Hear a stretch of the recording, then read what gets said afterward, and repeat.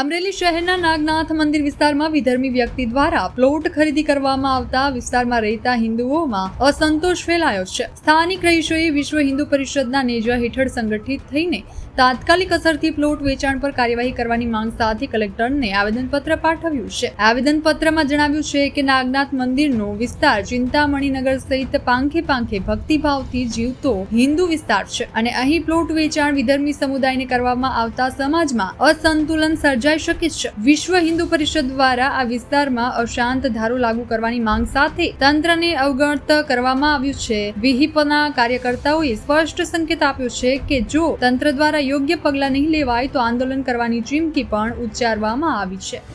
Advocate Hitesh Mehta, જિલ્લા અધ્યક્ષ વિશ્વ હિન્દુ પરિષદ અમરેલી।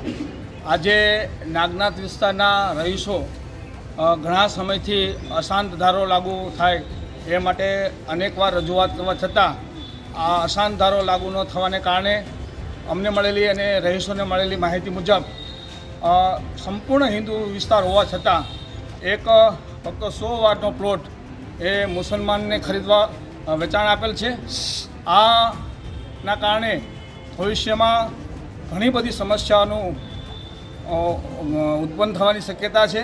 ત્યારે રહીશોનું આજે કલેક્ટરને આવેદનપત્ર આપીને આ વિસ્તારમાં અશાંત ધારો લાગુ થાય તેમજ આ જે વેચાણ થયું છે એની અંદર તપાસ કરવામાં આવે।